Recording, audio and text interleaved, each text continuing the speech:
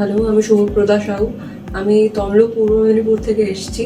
After HS আমি এখানে animation শেখার জন্য এসেছিলাম।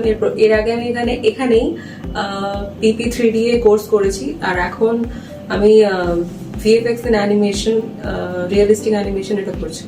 তোমার কোর্স করে কেমন লাগছে?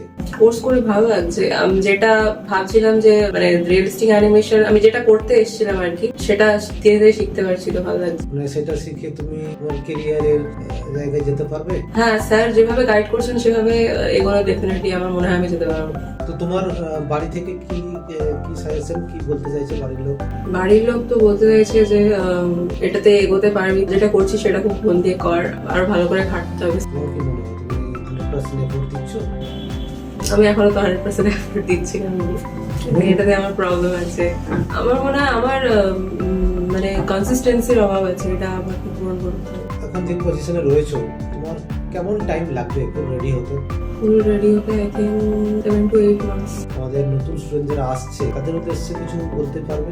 আমার মনে হয় যে মানে তুমি যদি কনফিডেন্ট থাকো যে আমি এই লাইনে জব করতে চাই এবং আমি এটাতে টাইম দিতে পারবো, তাহলে তোমার এই লাইনে আসা উচিত। ওকে।